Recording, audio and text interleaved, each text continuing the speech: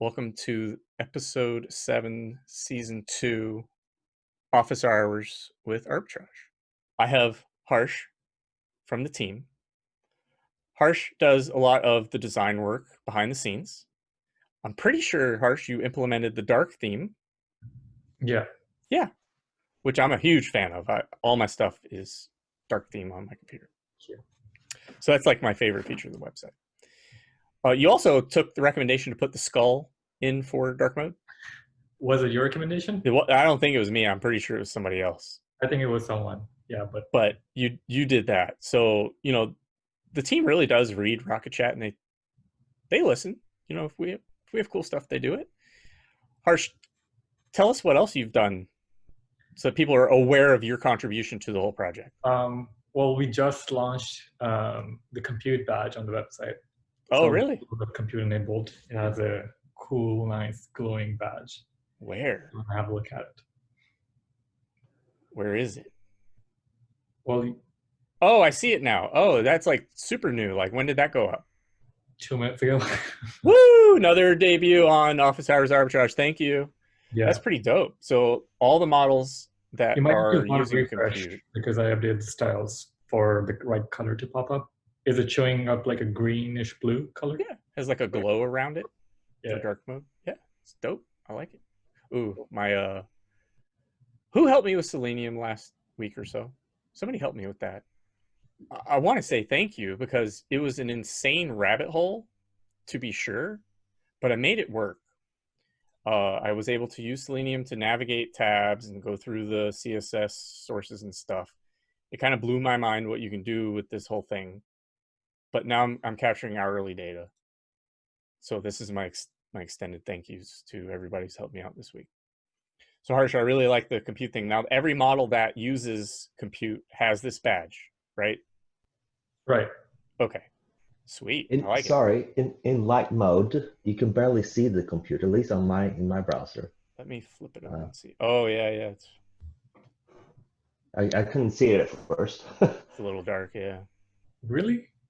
I mean, it's not dark. It's like, it's probably too opaque or something. Yeah, I can't even hardly see it. I mean, I can see a glow, but I can't really see the badge. But is the badge green or not? It has a glow around it. Oh, I think we figured out. You got a hard refresh, Command Shift R. Oh, I see. Okay, right. You Apple people, what do I have to do if I'm not? Probably Control or Alt Shift R or something like that.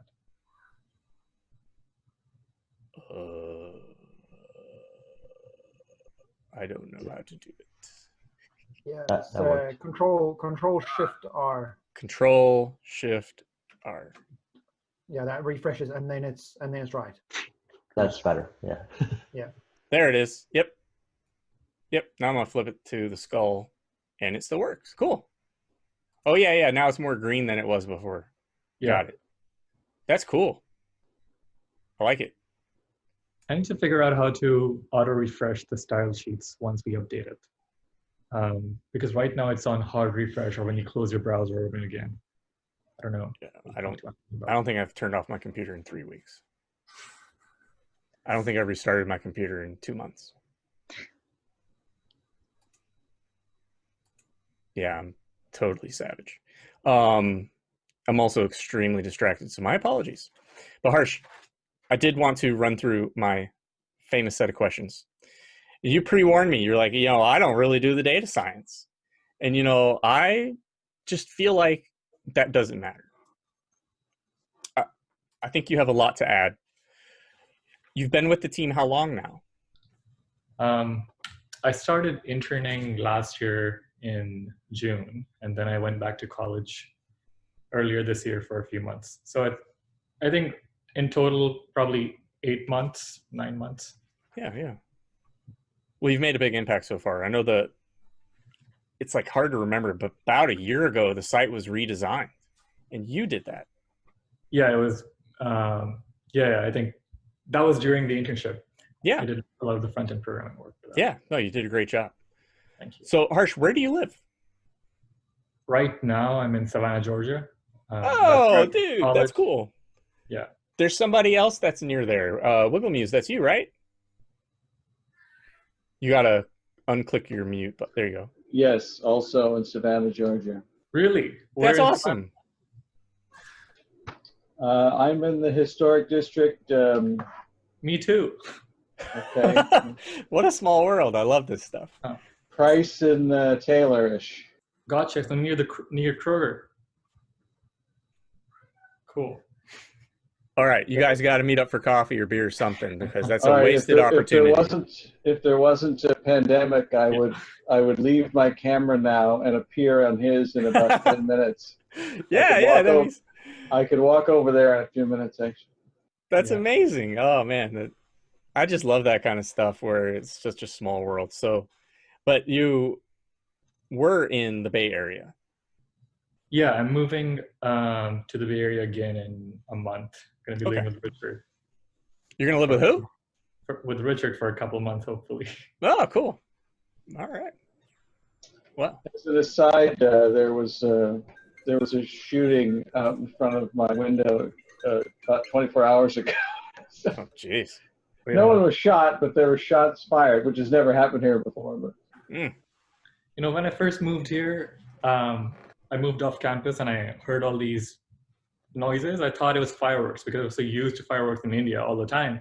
Any occasion there'll be fireworks, and I realized this is not India. It's gunshots.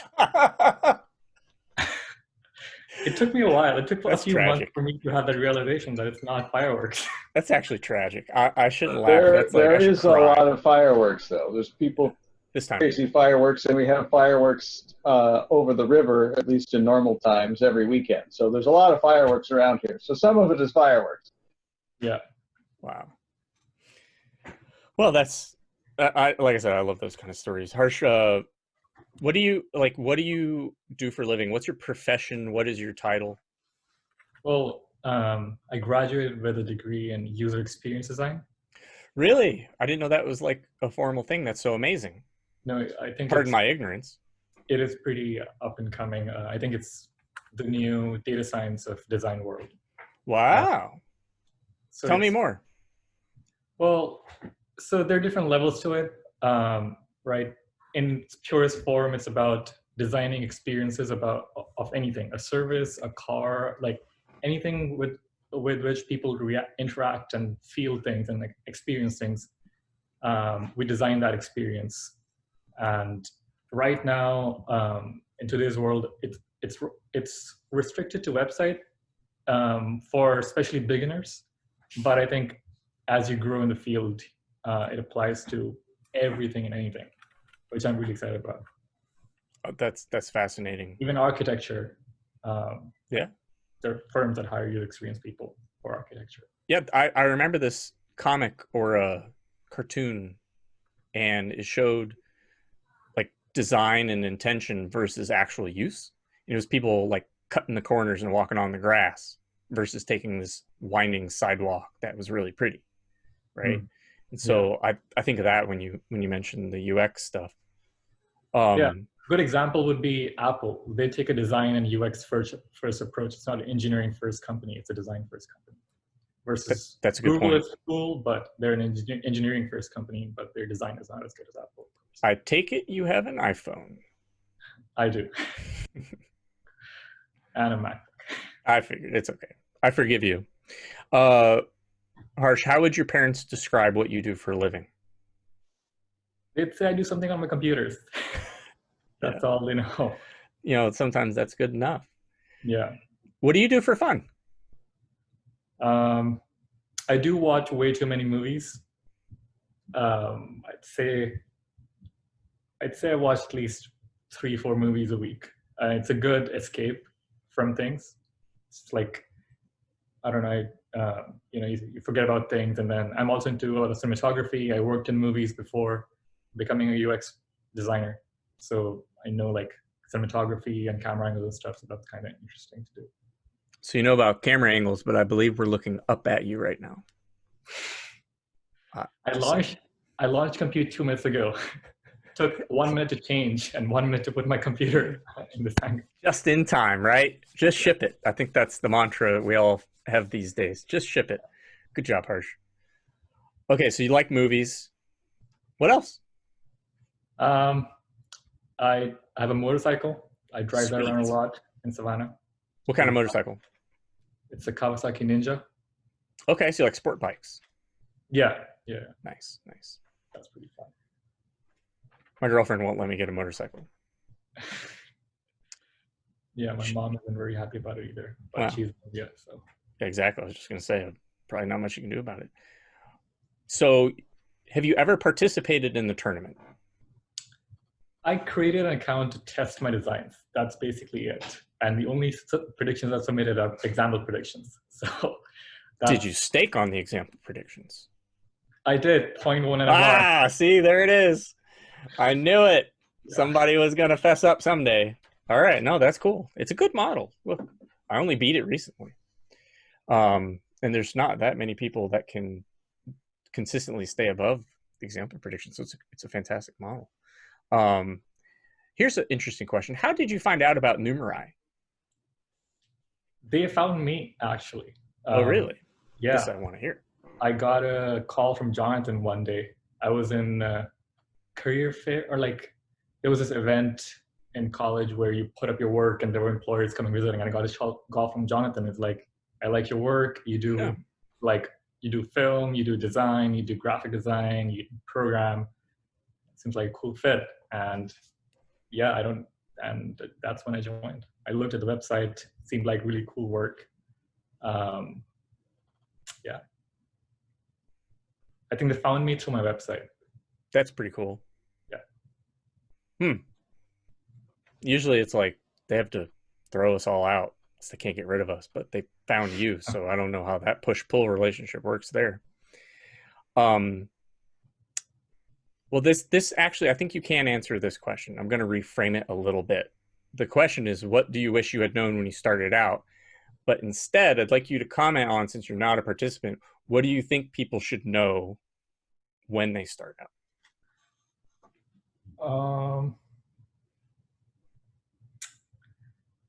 I mean, it's tough, right? I think it should be written on the website in the front. It's tough, period. Wait, save that for your billboard. There you go. Actually, I didn't have an answer for that one, so there we go. But yeah, gotta tell them, like, stick with it. And Rocket Chat is really useful. I feel like you guys have some really meaningful conversation and you learn a lot there. So yeah, it's a long game. Yeah, for sure. So basically just take a chill pill and hang out. Don't too much. You got to work hard for it, but you stick with it. Stick with it. Good things come hard, right? Good things take time. Good things come to those who wait. There we go. At least that's how I remember it. Right. So they contacted you. People should be patient. And it's tough. Yeah. Kind of answer the next question with that. It's tough. And so people kind of get overwhelmed because it's tough. So how would you recommend somebody kind of overcomes that as a challenge? Well, as far as any tough thing in life or challenge goes, I think community really helps, and you guys really help. I think each other and the people, newcomers who come in. I think you guys are the greatest resource. Like, we try to help out as much as we can, but there are so many users, and we are busy building things. So I think community is the biggest resource. And then I'm really glad that we're more active on the forum now, because we were having this chat internally that so many important things get lost in Rocket Chat, and yes, the forum now enables us to keep a record of these things, and people can look back and reflect on them. Yeah, I agree. At some point, maybe it would be nice to have somebody kind of go through and maybe archive Rocket Chat a little bit. We'll have to pay them a lot of money to do that. Oh, maybe we can make an NLP and kind of pull out important words and see if we can find those topics. I don't know. I'm going to move my camera a little bit because it's like not quite where I want it. 1 second. Reset. Thanks. Do you program outside of like web dev stuff? Well, in high school, I did a lot of Java programming, made a bunch of library management systems for my school, but that was a long time ago. Right now, I just do web dev stuff. And I've been trying to learn more Python data science to understand the users better and get in the mindset even more. But that's about it. Okay, so you're dabbling in Python. Primarily, you write CSS? Yeah, CSS, HTML, JavaScript. Oh, so you do use JavaScript for that too? Yeah. Okay.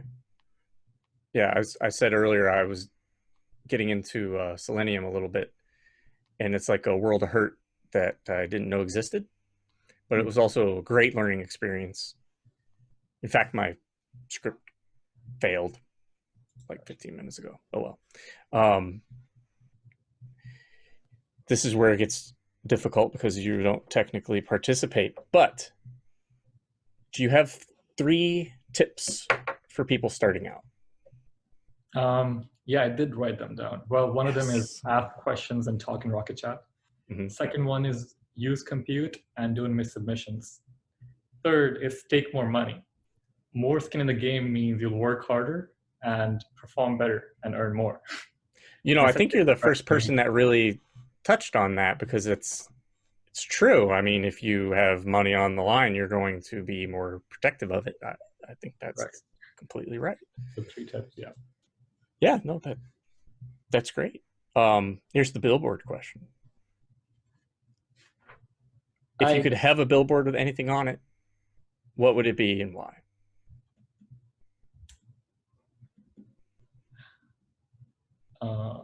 That's a tough one. Like, I thought about it when you just sent the questions. It's just, yeah, I don't know. That's a tough one. It's like, either I can go a funny way and put a joke on it or something, or I could try to put my whatever life's meaning that is right now and philosophy on it. But yeah, I don't think I have an answer to that. I think we should just take that entire paragraph that you just said and put that on the billboard. Like, I don't know, I'm not sure, I could do this or I could do that. And that's your billboard. Yeah, I'm sure it'll reduce a lot of accidents on the road. Don't try to read it while you're driving. Yeah, exactly. Or like our friend Quantverse says, I'm not going to say it. It's polite company. It's tough, motherfuckers. There it is. Yeah, it's tough. UMFers. Yes. Oh man, this is great. So Harsh, who's your favorite team member? Oh, came in there swinging. No, that's a hard one too. You better pick your roommate. Richard is really cool. One time he tried to stab me with a katana at a party. What? We need deets. It was like within 2 weeks of meeting him. It was. We need deets. Come on. I think we were all just having a lot of fun, and Richard was having a little too much fun. And I was an intern, a new intern. It was like, oh, it would be fun if we try and stab him with the katana, and he was just dancing around with it. Okay. Didn't hurt though. I was kind of freaked out for a second, but then, yeah, he didn't go all the way. So well, that's good. Thank you for not killing Harsh, Richard. But favorite team member, that's hard. Like, I think I've had some good times with most of the people in the company. And yeah, I've really enjoyed working here. Anson's cool. Jonathan, I have a lot of fun with him. Richard's cool. Haven't really met Michael in person for a long time yet, but I'm sure he's cool too. NJ and I are really good friends as well. But yeah, that's hard. It's like picking one out of a group of 5 best friends or something like that. It's not easy. I'm just going to save you a lot of trouble, and we're just going to count you for Richard. All right. I really think that that's the safe play here. Okay. And, you know, I don't want to cause any trouble at home. Nope, not down for that. How are you handling the quarantine with Grace? Well, last couple months were crazy because I was by myself in a house, and the lease ended there. So I just moved into a new place with and there are new people here, which is nice. So I think social interaction really helps. Yeah, but I don't know. I don't think there's a graceful way to handle it. It's just keep in touch with your family, talk to people, like, but still virtual interaction is not the same as physical interaction at all. I agree. So yeah, I agree. So common answers are like work really hard, work really hard learning a new thing, or work really hard doing something else. But you know, you can only work so hard. Yeah. I completely agree with you. The social interaction is very important. I did work really hard in the last couple of months, and like I kind of burnt out, and I was like, got all philosophical of like, what am I doing and whatnot. So you're not supposed to have your midlife crisis yet, my friend. It's too soon for that. I am closing to 24, so I'm gonna have a quarter life crisis. Holy shit, you're old. Yeah. Oh man, you're farting dust already. Oh, I tease. There's a thing called quarter life crisis, though. Yeah. No, I think I had one too when I was trying to figure out what I wanted to do with my life. I don't have any advice for you on that. I think that's an individual experience. Yeah. So you just pushed a improvement, I would say, on the website, but what else are you working on? Like, we make a lot of requests and you know we demand a lot of things, but what are you working on for the tournament? Yeah, we have a lot of things coming up this quarter. One thing that I think I'm allowed to tell everyone. You better check first. Well, I'd say a feature that I'm really excited about that we might not have, we haven't decided on it yet, could be, I don't know, just more details about the models and giving users more feedback on how their models are doing. And, you know, right now we just leave you in the blue, right? We give you data, make something, and you have to do your own research if it's doing well or not, and how you, and like your own metrics. So I think it'd be good to provide some benchmark, which is not just the leaderboard and the score, but just a more in-depth view of like, you know, where you should improve, where not, and like that part I think would be really cool to have. Well, Richard just unmuted himself, so I think you're in trouble. So I think they're going to interject here real quick. Harsh, I like how you hesitated about saying that. But the one time I accidentally stabbed you with a katana, you don't even think twice about telling everyone. That was a funny story. It's not a company secret. That's so awesome. Oh, man. I've missed you guys. I missed you guys. This is great. Oh, by the way, it's in my house, so. Oh, and you have to lock the door. Yeah. See, that's why I told you to pick Richard. I saved you. I saved your fingers, Colin. So you're talking like metrics on the model. I know I made a big post in the forum and threw a bunch of sloppy code up there. Michael Oliver found a mistake. Thank you for finding that, Michael. Appreciate it. Because I expect all of my code to be bad, just by default. So I assume it's something related to that, right? So we're going to see some more metrics on maybe sharp performance and other cool stuff. Is there any specific things that you can tell us? We just haven't, I don't think we have decided completely yet, but I think we've been looking at references at other companies, what they do, and just gathering ideas for what can be done, given that we don't know what your model actually is. And yeah, I think it's still in just ideation phase. Okay. So what kind of rollout do you think, timeline-wise? This quarter, for sure.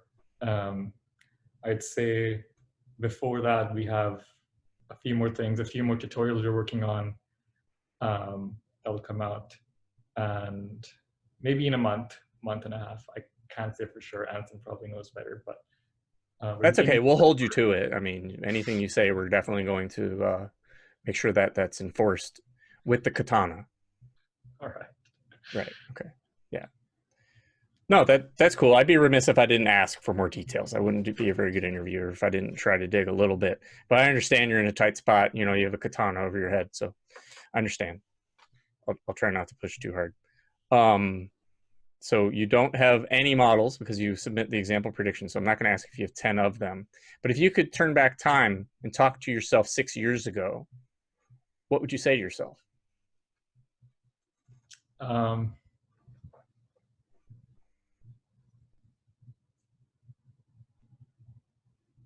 don't know. It's like maybe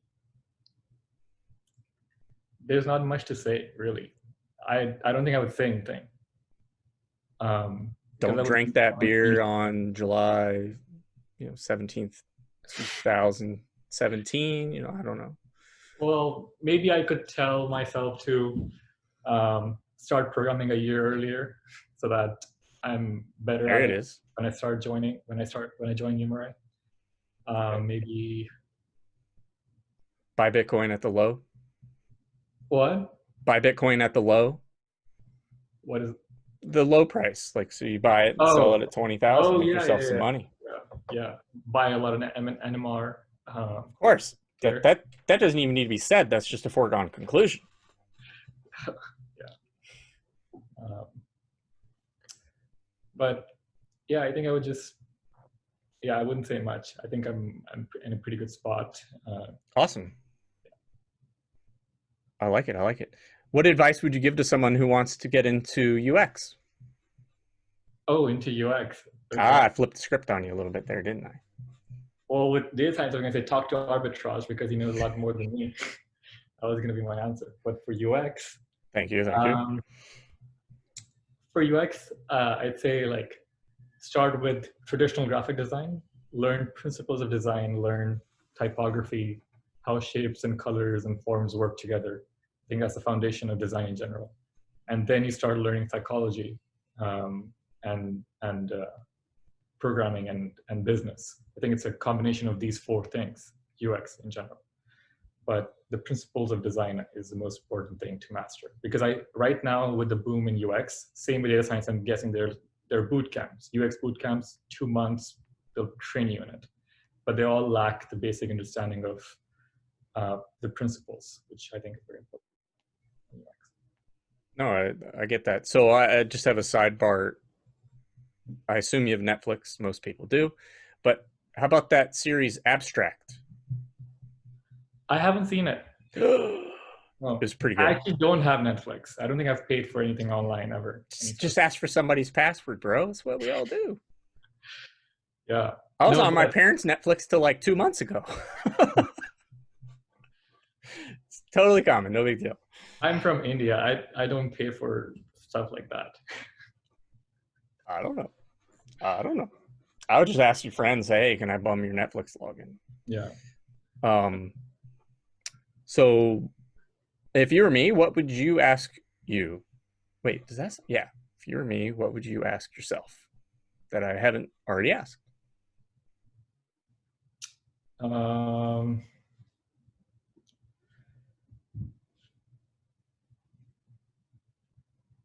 don't know. I think I didn't come up with anything. I'm a very philosophical person. So my conversations are usually about, I don't know, it's life and like a film major talk, you know. Well, you wouldn't know. You didn't go to art school. I went to art school. We usually call it film major talk. I draw like a 2-year-old. But yeah, I think my favorite types of conversations are about like just life philosophies and stuff. Well, I have a question. What's the picture behind you? Did you draw it? No, 1 second. Marlia? Yeah. Where did we get this picture from? That's a tapestry from Society 6. Oh, there's a website called Society 6, and they take images from different artists and they just put it on stuff. So it's a tapestry from there. Cool. I was hoping you were to say you made it, but that's okay. I don't do modern art. My art is much more realistic. Okay. Photorealism or? Yeah, it's a photorealism. That's great. Big fan of that stuff. If you want to check out my work, it's at harsh.work. That's my website. Post it in Zoom chat, please, sir. Yeah. I'm sure most people will want to check your website out while I talk about nonsense and they ignore me. Well, thanks, Harsh. I appreciate you coming on with us today and hanging out.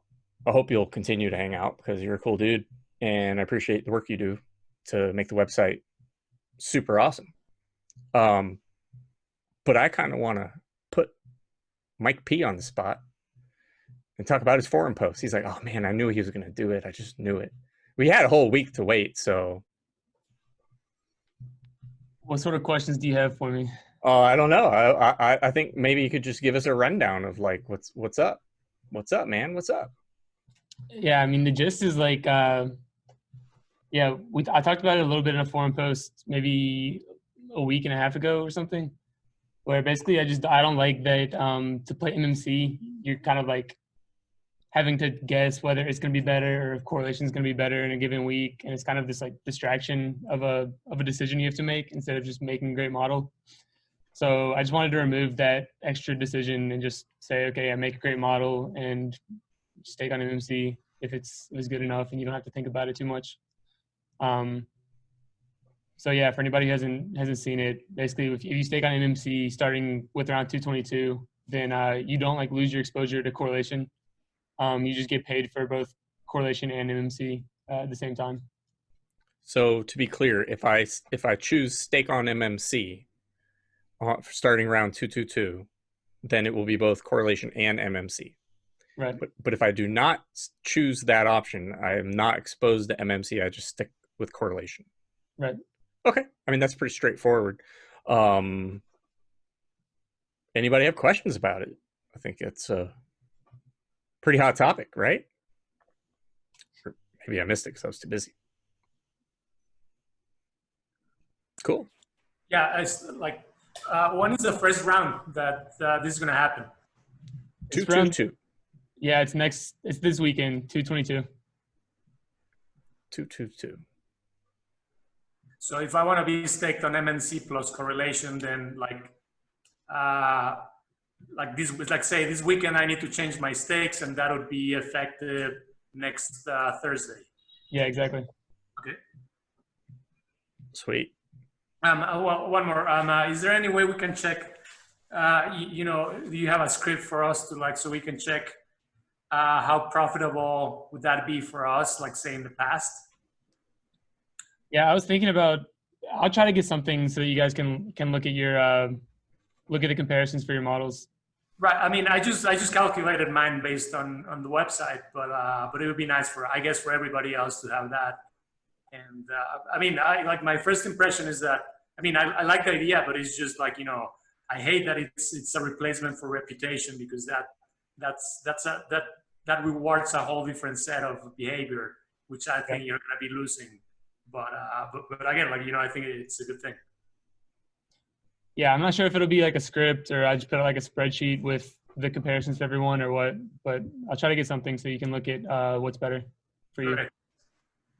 Yeah, we'd like it if you would do the work so we don't have to. That'd be amazing. Yeah, I'll post something in the forum because I wrote a script that you can just give it the list of usernames and it'll go and do all those calculations for you. So sweet. Yeah. Thanks, Rudy. Great. Yeah, maybe that'll help Mike P so he doesn't have to do all the work for us. Kino, what I do is like every once in a while, I just like click and drag my results page and paste it into Excel, and it usually parses pretty decently, and then I can just kind of fiddle with it. It's I just did that. It's just like everybody like. So the thing is that with 10 models, it just starts getting unruly when you have like to do that 10 times. Yeah, no, I only do it for like one account because I can kind of figure out what it looks like. Because yeah, you're right, it's like a lot of work. I'm gonna preview something that is pretty dope, and I'm pretty sure that it's gonna come out soon. I don't know if you can see my phone. Let me see if I can. Basically, it's really hard to see on. I don't know if it's showing up. Oh well, I tried. But somebody is developing an app that lets you track your payouts. It's pretty dope. I'm super excited about it. I have it fired up, and yeah, helping to iterate through that. So we'll get the dev on next week so we can talk about it some more. but it's super handy because like it basically replicates everything I'm doing in a spreadsheet, but I have to go like line by line and add up all my payouts. This thing just does it for me. So I like it a lot. So that's a convenience feature that's coming out pretty soon, but we'll see how it comes in. I have some questions in Slido I need to get to though. Let's do some questions. Anonymous, I watched as Madmin's rank plummet from prior to June 27th to July 8th. Could Numerai tell me if something radically changed with the meta model in the last 2 weeks? Well, I'm not Numerai, and so I'm going to defer to the team. Now the mad dash to decide who's going to answer. You said you're asking if the meta model changed, and that's why Madmin's correlation with the meta model changed? That's how I interpret the question, and I thought you might also pick up on that. Yeah, no, I noticed that his correlations like across the 3 models that we know is like the correlation with the meta model all changed for them, but no, it wasn't like really the meta model changing or anything. Right, because that would be reverse causality, and I'm pretty sure that's not how it works. But yeah, because we're all judged on the same list of stocks, basically, that would have affected everybody. We all would have had some kind of change like that. So this is just that model's predictions not performing in the regime. So that's how I interpret that. Anonymous, how can I switch my model to MMC+Corr? Shall I just switch it to MMC now? Well, wait till Saturday. Let the new round open and then stake on MMC and you'll get exposure to both, as we just found out, which is pretty cool. I think I'm going to do it on a couple of my models. I'm just, I got to do a little more analysis. Joe, do the eras have time gaps between them to limit data leakage between eras? That's a great question, by the way. I've always wondered that. And I can't answer that.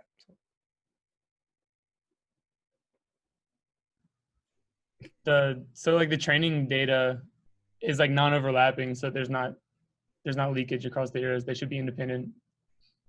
But there's no like, we're not putting a 1 week buffer between them or something like that.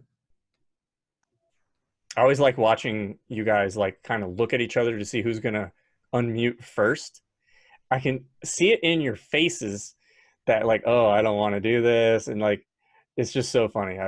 Anyway, thanks. I appreciate you guys hopping on. I know it's like, so your I business. think Yeah, there ahead, could still be data leakage though, even though they're not overlapping, if they're next to each other, essentially. I mean, that's what the Marcus Lopez, the product book, says anyway, and I just kind of take his word for it. Or maybe I'm misunderstanding that. Can you provide a little more detail into what you're suggesting? See if I have the book somewhere. So, you know, he's suggesting that after the train set, you remove some time period before you start the validation or test set, because otherwise you're going to have data leakage in the validation or test set from the training set. Jason R says it's purge and embargo or something to that effect. Yeah. I don't know what I did with the book. That sounds like a really interesting thing to discuss in either the forums or in Rocket Chat. That I'm not sure. Well, Richard might have something for us. Sorry, I kind of like injured my back. Oh, don't do that. That's terrible. Yeah. But I think, I mean, it basically depends how bad the autocorrelation is in your data. And 1 era to another era, I don't think is like significant enough. But if, for example, if we had daily data and daily targets, I would be very concerned about this and probably want to have some gaps. But because it's monthly, and the features themselves are monthly or longer, much longer than monthly. It tends to not that much. Okay, that's great. So would you recommend us doing purging and embargoing or not bothering doing that? On our data? Yeah. Yeah, I think no, we definitely, I think it's cool if you do it if you think it helps you. Right. But if you don't think it's helping you, don't do it just for fun. You should, if it like cross-validates well in your specific case, do it. Yeah, I think it's possible if you have a model that's very geared towards features that are very fast, like some features change quickly. Maybe those would be dangerous, and you'd want to have this purge cross-validation. But for most people, yeah, I don't think it's something we would like, because we don't put it in the example predictions, right? Right. We don't think it's significant enough to say everyone must do this yet. Yeah. Well, I was thinking like a lot of financial data is quarterly, so maybe after every 3 years or something. But I don't know. I might not bother doing that then. It sounds like it's not really worthwhile.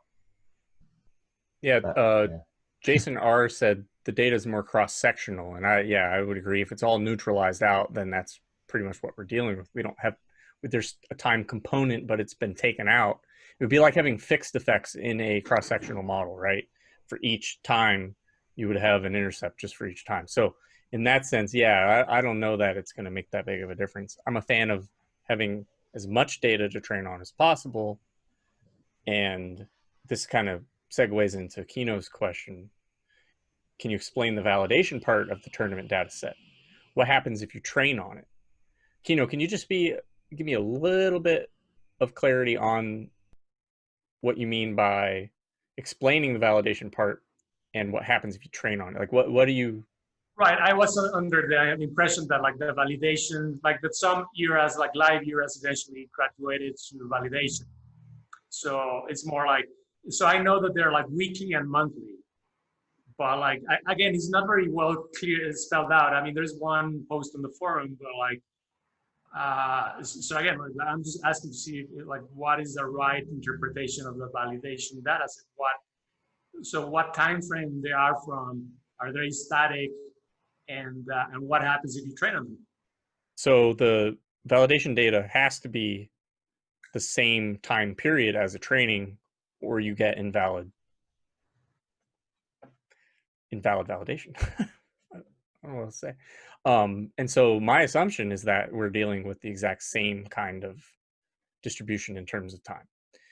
So yes, there were weeks that flowed, but they selected a week to represent the monthly era, right?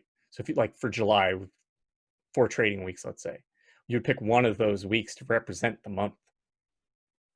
Am I on the right path there, gentlemen?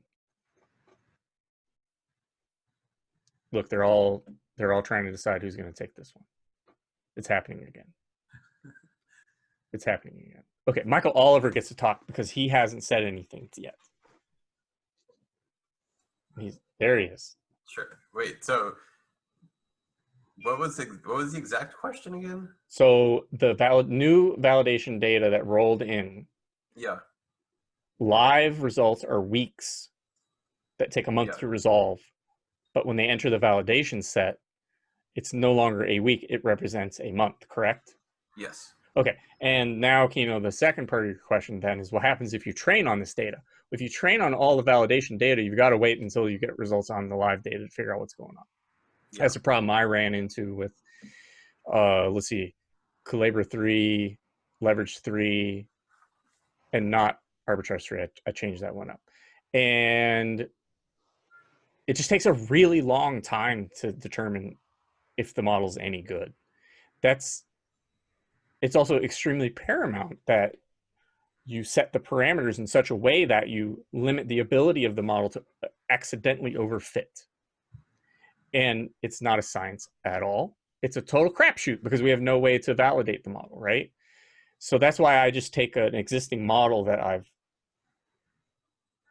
trained and evaluated over a long time, and I change nothing. I just give it more data to train on. But then I have to wait a really long time to see how it's actually performing.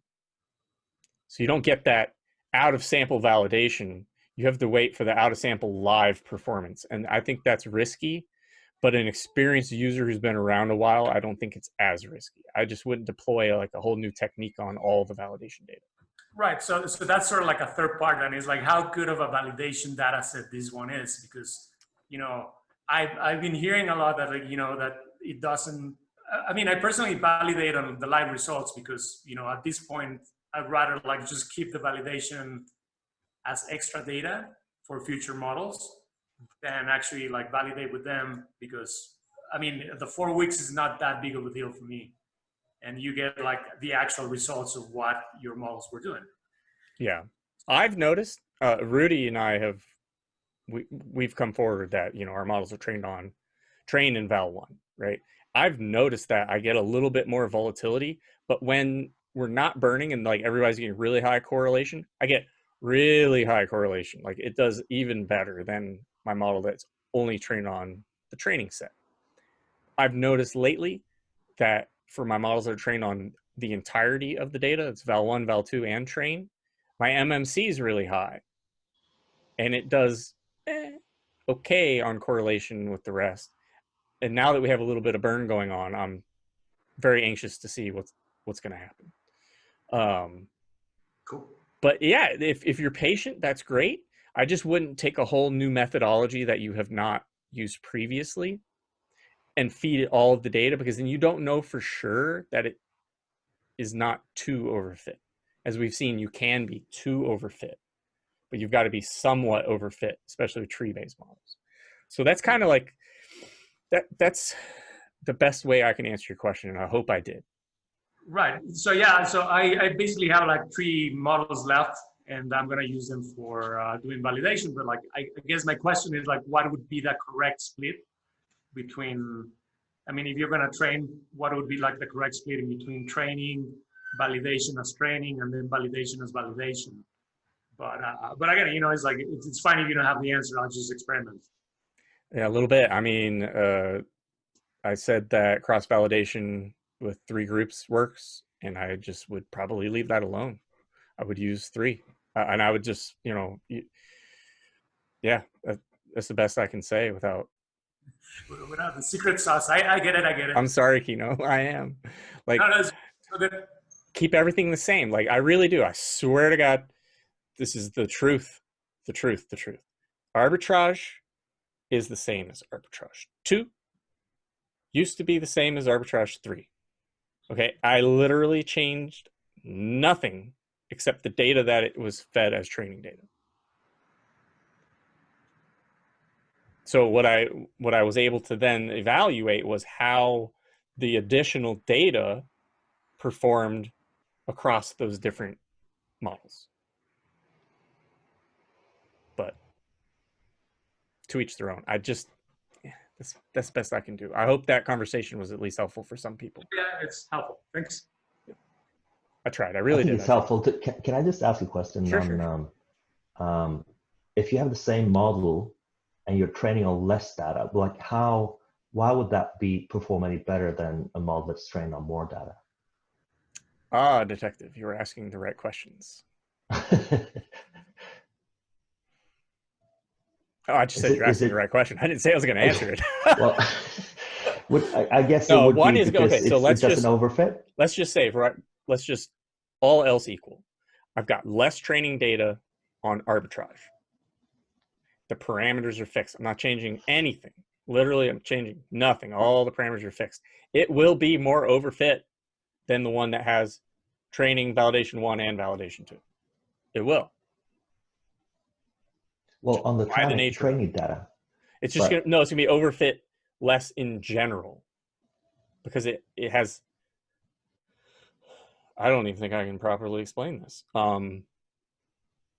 The number of model runs will be the same, but it's finding a solution faster, more generalized, has a broader scope.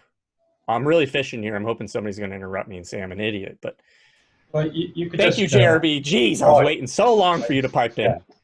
Thank you. Yeah, so if you train a model on lesser data, it would be a weaker fit to the data. Right? It would be a weaker fit.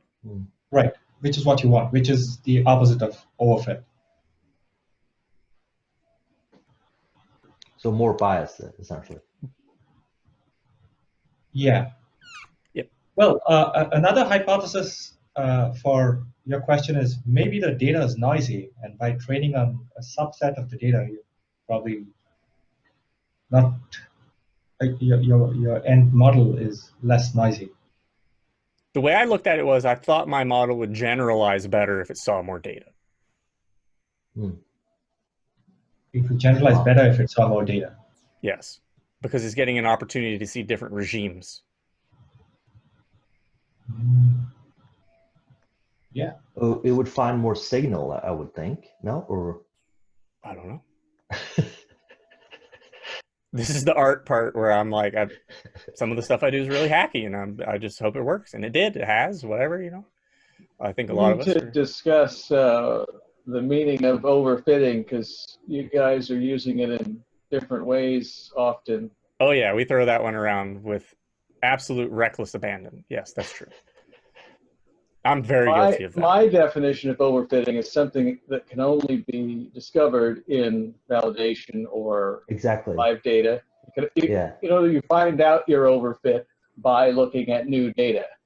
Whereas arbitrage will often say, I'm overfit to the training data, and he just means he's very highly trained on the training data, but that doesn't mean you're overfit necessarily. It depends on the type of model. If you've got a simple linear model and the line is fit super tightly, that's overfit in a way. But in a neural network, like we were discussing the other day, you can be memorizing the data and generalize very well. You're not necessarily overfit at all. It's a different thing. But you're saying, arbitrage, I'm pointing at, you can't tell. That's okay. I'll point you're using less data and then training very tightly to that to mean you're overfitting. And maybe you are, but you're learning a smaller set of data, and that won't generalize as well in theory, but sometimes it does because it's just a more representative, smaller set of data than the whole set. And if you're using the 120 errors as training, a lot of them are more similar. I mean, there's groups in there that are a lot bigger than other groups in there. So if you could magically or systematically pick the right ones, you could train on a very small set of data. And of course, a lot of techniques, that's what they do. They try to condense the training set to get the perfect training set. It could be quite small and generalize very well because it's just got only what it needs. Whereas others, you try to get what you need by training on all the data you can get and hope that it gets all the contours of the data. Anyways. You nailed it, dude. That was really good. That was a really good summation. Yeah. That was really good. Nope, you're exactly right. Everything you said, I completely buy, and I'll subscribe to your blog. That was good stuff. I want to make sure I get to a couple more questions before we hop. Okay, so that was Kino's validation question. Joe has the next. Why not have the staked leaderboard be the default one? Seems more valuable to the meta model, less noisy, and more difficult, because that's a bigger achievement to climb, no? I agree with you. I think the default should be the staked model, but I don't know. Why isn't the staked model the default leaderboard? And this one's going to Sly Fox, because he hasn't answered anything yet. He's like, oh, you son of a, you know what? I'm going to tank your model. I'm going to delete that submission. Great question. Thank you for the question. This is something that we've debated internally a lot. So yeah, I think on the one hand, having staked models only on the leaderboard does make it cooler, especially for all the stakers. But then I think when we first designed it, we wanted to also just make it possible for someone who's not staking to see where they stand, and then kind of use their leaderboard position to convince them that maybe they should be staking. That was some of the thought into it. I actually haven't thought about this in a while. I ended up putting that secret feature where you can click on it to toggle. That was a controversial feature as well. But really? Yeah. Who is pushing back? Let's draw and quarter them. Richard. Yeah, I think both Richard and Jonathan didn't like Katana Richard. I like putting hidden features in the website. It's like it's just not documented. Nobody knows it's there. But if you're clicking around and you spend a lot of time on the website, you discover it. I love doing stuff like that. But Richard likes everything being clearly labeled, and yeah. I'm with Richard, but I also like finding Easter eggs. Generally speaking, I prefer better documentation, but Easter eggs are also pretty cool. Yeah. Was Richard opposed to it being in existence, or that it was hidden? Because the ability to find out your staked rank is absolutely vital. And if Richard didn't want us to know that easily, then what is the matter with Richard? Because especially in the era of when our rank determines our bonus, which is still going for another month, we need to know our rank. Come on. Yeah, well, the main thing was like, the main thing was preventing this question. You know, what's the real leaderboard? What's the real leaderboard? And like, there should be a real leaderboard, and it shouldn't be like, this is the real leaderboard. It's actually a secret leaderboard that's unlabeled. And so if we did really care about new users being able to know where they stand, and they go tell their friends, I'm number 77, and everyone's like, no, you're not. That leaderboard doesn't count. I don't really like that. So yeah, it was just sort of like this feeling of we need one leaderboard. And Mike P is taking this to another place. Has he talked about that? You know, where if we had the leaderboard be core plus MMC or whatever, that's more like what we care about. So that also, you know, goes in the direction of this. But that's going to be a crazy hard leaderboard, by the way. Hard what? To keep going. Yeah. I think it's going to be really volatile. We'll see. I think it's going to be very interesting. Yeah. Is that one going to be the staked one though, or the overall? Fair question. Michael. Yeah, I don't know. I'll defer on like whether it should be staked or unstaked and what's the default, but I do really like. No. I think it's important to have like one that is the true, like this is your Numerai rank right now, and you have a gold star because you're number one. Like I think that's pretty important for to have that kind of prestige. I don't know if it's going to be staked or not staked yet. I'll ask the guys. Once the bonuses are not in play anymore, it doesn't really matter. But when your bonus tier depends on your staked rank, then it's very important. Once that expires, then it doesn't matter if you're 100 or 25 or whatever. So it makes more sense just to have a single leaderboard.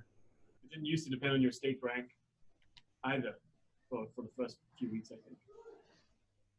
It was actually based on your rank, I think. Yeah, I think you're right, Richard, because we discovered that people were not getting rep bonuses when they figured that they should, because like, why should somebody who's not staked bump me out of a bonus tier? That was pretty controversial at the time. So yeah, you're right. Yeah, we should get it right.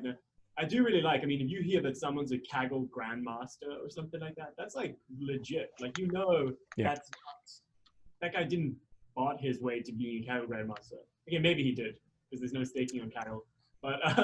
But you know, it's like very likely that they're very good. And I do think we need to have that on Numerai. It shouldn't be like, you're coming first, but you're not staking, and you don't have MMC, and like, it's like not really real. So we got to find the real way to measure. Will the real leaderboard please stand up? Exactly. All right. Well, I'm excited to see it. I also would like to see some historical results, like what our rank would be over time with this new metric and all that stuff, because that's very informative. That's like getting more results than what we already have. That's very valuable data to us. I hope everybody agrees. Okay, Joe, you got the next question too. If a model has an average correlation of 0.01 and you call it net friction, does that mean it has a 51% chance of making a profitable risk-free trade for each independent bet? It's got a lot of moving parts there, Joe. So basically, what's up, Richard? Kind of does. Yeah, that's kind of true. So Okay, There's cool. your answer. Cool. That's all you need, really, to make a lot of money. Yeah. So that's why it's great when you guys get to 53%, right? Yeah. And correlation. So average, well, yeah, we'll see how this plays out. This burn sequence that we're entering is going to be very informative. I never thought I'd be excited to see my money burn, but it's good data. It really is. I've made changes and I'm like, all right, well, now I have to see if I can sit on my hands and not do anything. Uptown Pump, like it. Does this signal, pun intended, the start of a new burn period? Do you think we have better tools to handle a burn these days? I do think we're entering a burn period because the current live results indicate that that's exactly what's going on. Do I think we have better tools to handle a burn these days? Yes, because we have more validation data. And there were some pretty rough eras in that validation data. And so evaluating your model on those rounds gives you some information. Now, I know JRB and I and a couple others were kind of toying with the optimize Numerai Sharp modeling method. And according to that, I shouldn't burn ever. Yet I'm burning worse on those models. Worse than my correlation targeted one. So I'm very curious to see how they shake out at the finish line. As we know, things change week to week, right?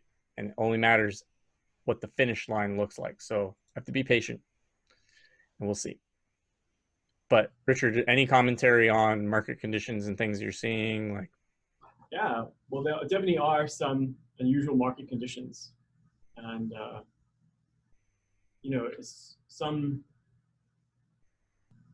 there's a lot of volatility in certain sectors, energy sector and technology as well. And it's all quite strange. And, you know, this is a strange time. So it's not obvious that, yeah, things that if you manage to have no drawdown in validation, that's very unlikely. That's, I mean, you've made a model that will never ever burn under any circumstances, right? That's impossible. You did well. But yeah, I still think there's a lot to be said of feature exposure stuff, and we're looking at making that more clear on the website. We do report that, but one thing we think is actually a little bit better, Michael Oliver did some research on this, is if you look at your max feature exposure, it's a little bit more informative than the number we have on the website, which is like the sort of standard deviation of your feature exposures. If you just try to keep your max low, that tends to be a really good idea, and capture things that aren't there. So if you think about it, one thing you can do to say, oh, your risk is getting better, is if your drawdown on validation is getting lower, right? But there's this other exogenous risk thing, which is your feature exposure, which is much more indicative of the future in some way, because in the future you will see your favorite features die badly at some point, right? Right. So if you're balanced to them, then that's the biggest way to prevent burns. And I think these models that have pretty good validation to score, but lots of feature exposure are worrying.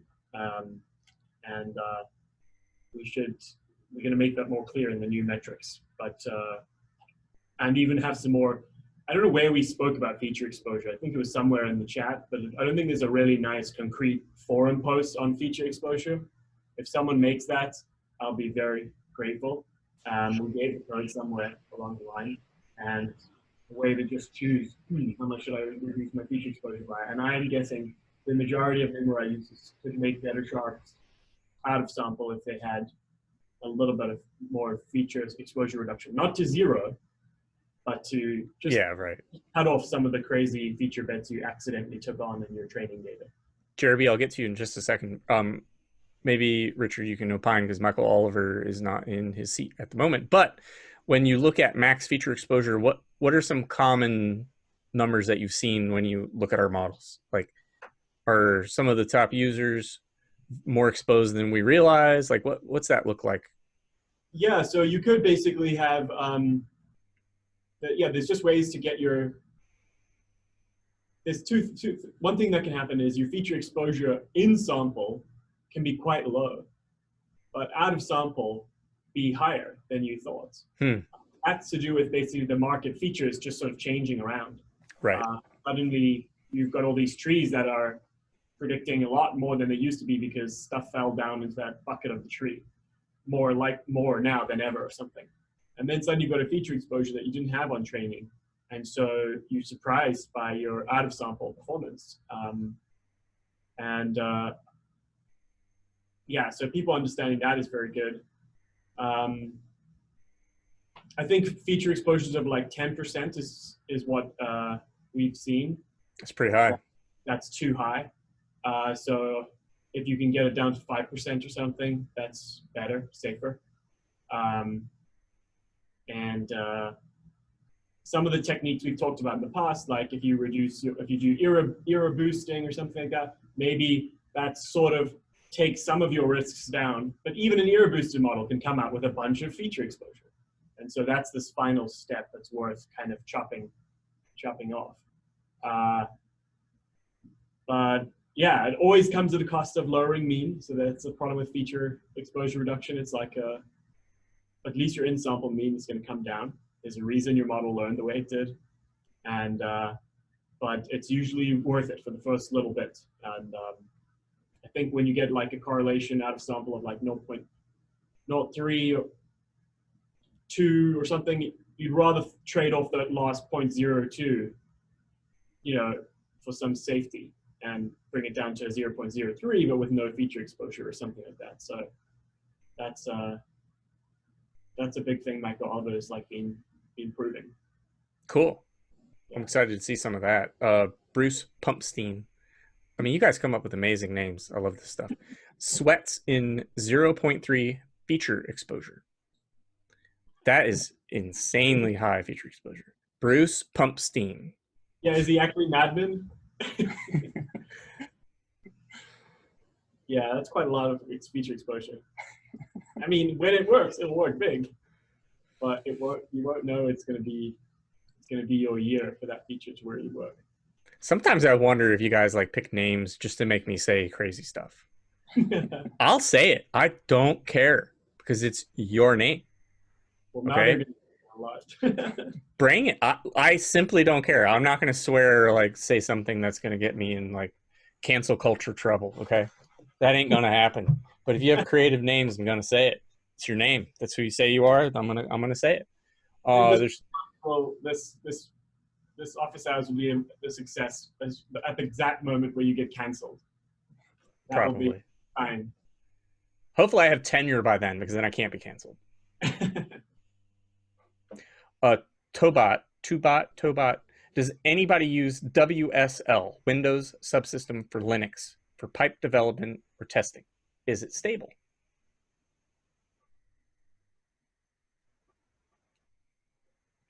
That sounds like a resounding no.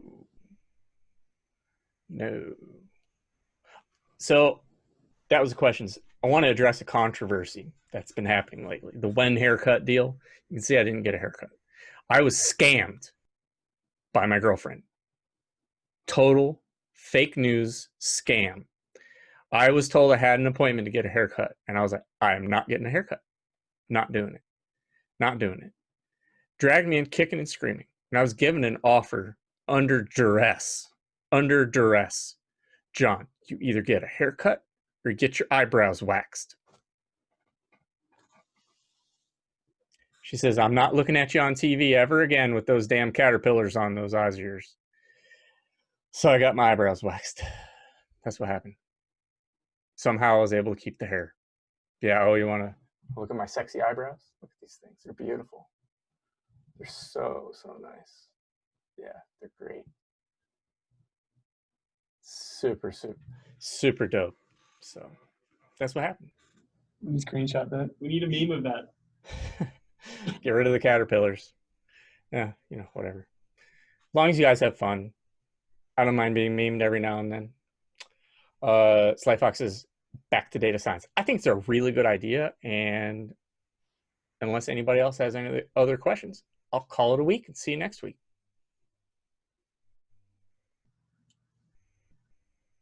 Cool. All right, fam. Nice to see you again. See you next week. See you in Rocket Chat. Have a great week. Stay safe. Adios.